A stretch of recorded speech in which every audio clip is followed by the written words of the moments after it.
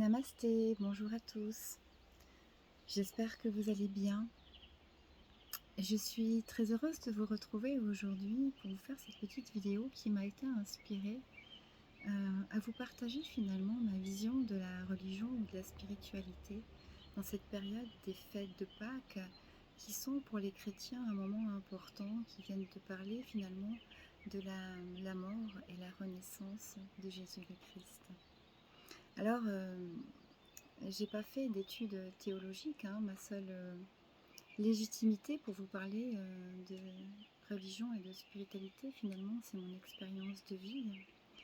qui a été longtemps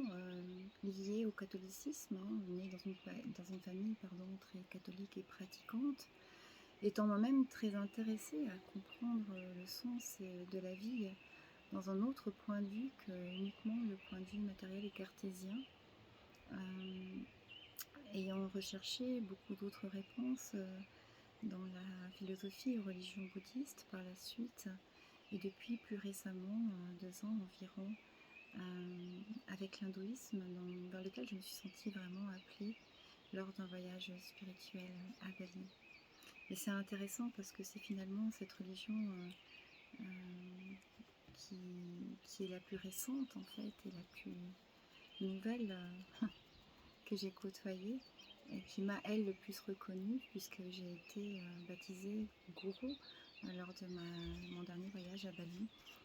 c'est-à-dire maître et enseignant spirituel. Pour moi, la vision de la religion, elle est plus vaste que ce qu'on peut en dire dans le dictionnaire. Donc si on prend la définition de la religion, c'est une reconnaissance par l'être humain d'un principe supérieur, hein, duquel va dépendre finalement sa destinée. On parle d'un ou de plusieurs dieux et de regroupement finalement de systèmes de croyances dans des communautés ou des groupes. Si on parle de spiritualité, on parle plutôt de croyances et de pratiques qui concernent l'âme et l'aspect non cartésien, plus éthérique finalement de la personnalité et de l'être humain. Le problème que j'ai moi particulièrement avec les religions, c'est que elles sont finalement faites par des hommes, en tout cas transmises par des hommes, c'est-à-dire dans l'aspect tradition, le prêtre pour les catholiques, les lamas ou les gourous pour les hindouistes sont quand même les références et ce lien qu'on peut avoir supérieur entre nous et Dieu ou une source quelle qu'elle soit de spiritualité. Étant dirigés par des humains, ça veut dire par des êtres humains qui sont où ils en sont dans leur stade d'évolution et parfois encore beaucoup dans l'ego, ce qui peut provoquer des dérives et des abus de pouvoir dans beaucoup de religions qu'on connaît sur notre globe. Depuis pas mal d'années, je me suis plus intéressée à l'aspect spirituel de la religion, c'est-à-dire que des religions, c'est-à-dire à comprendre un petit peu ce lien qu'on a en tant qu'être venant d'une source, d'un lieu qui nous réunit tous à la base et qui nous permet d'expérimenter notre vie sur Terre autrement qu'uniquement dans la matière.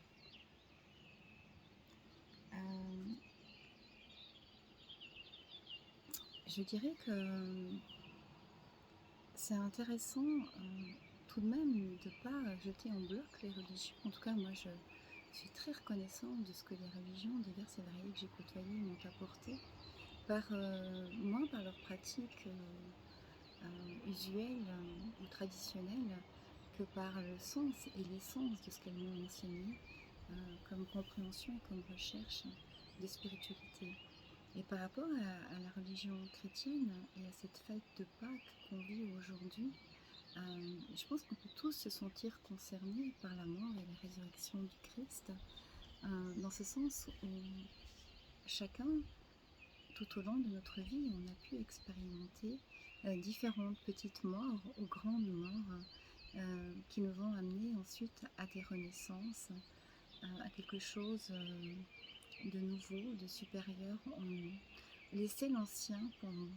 laisser mourir l'ancien pour renaître au nouveau, ça fait partie de notre chemin d'évolution sur Terre. Et c'est comme pour moi le phénix qui renaît de ses cendres. Nous avons tous, chacun, en différents moments de notre quotidien, de notre vie, expérimenté des moments où on a dû laisser tomber, ou lâcher, abandonner, que ce soit des relations, des situations, des milieux de vie dans lesquels on se sentait peut-être en sécurité et confortable, pour renaître à quelque chose de différent et peut-être de plus valorisant ou de plus grand pour nous. Et c'est cette vision de grandeur de l'être humain liée à la spiritualité qui m'intéresse et que je retrouve souvent assez peu dans les religions qui ont tendance à faire de l'être humain quelqu'un de tout petit,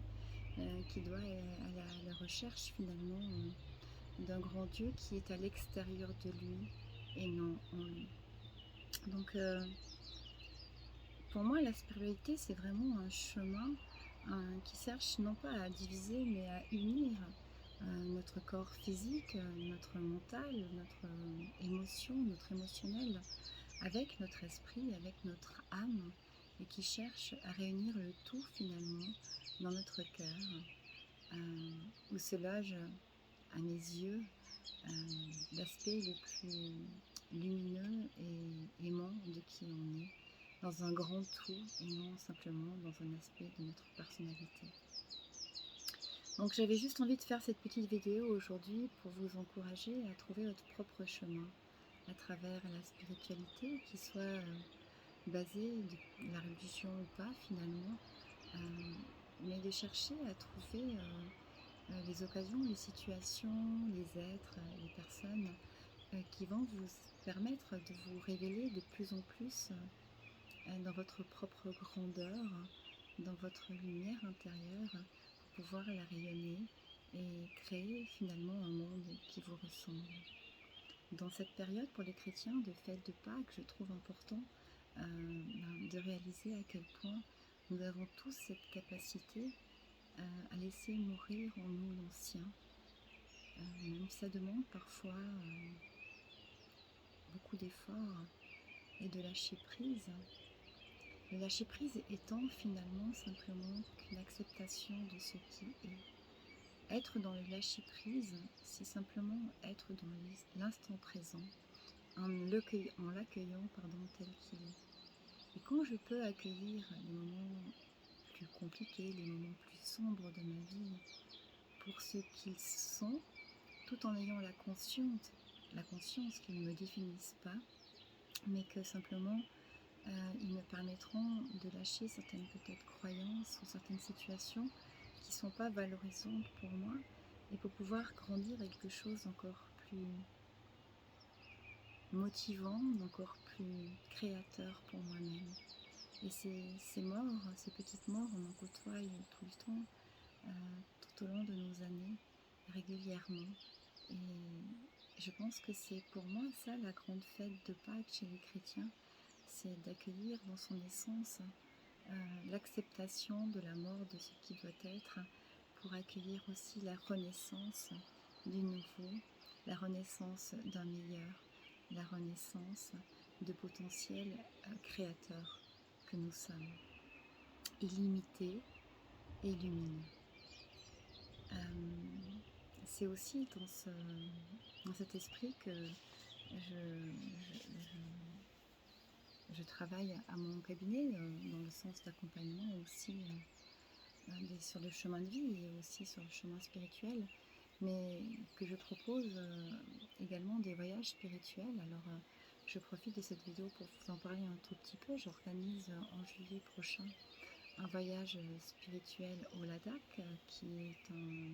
se situe dans le nord de l'Inde, dans l'Himalaya, et qu'on appelle le petit Tibet indien. Et c'est un lieu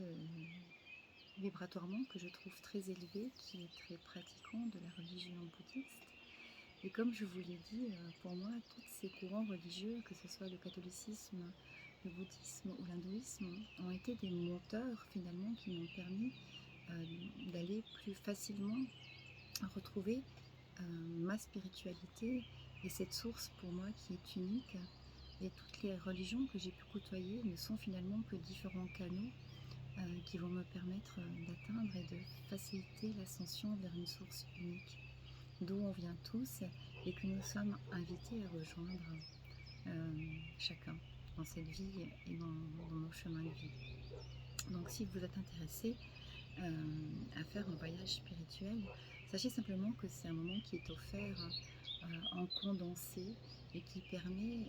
finalement d'avancer plus vite, de prendre un tout petit peu l'ascenseur. En tout cas, ça a été mon cas pour tous les voyages spirituels que j'ai faits. Et c'est dans cet esprit-là que j'ai choisi de vous accompagner, en tout cas ceux qui le souhaitent, dans des petits groupes dans différents endroits du terre. Alors ça commence par Ladakh, j'ai bien espoir de pouvoir vous emmener un jour à Bali et dans d'autres lieux en Europe hautement vibratoires et hautement sacrés pour faciliter ce chemin de l'ascension, pour faciliter ce chemin vers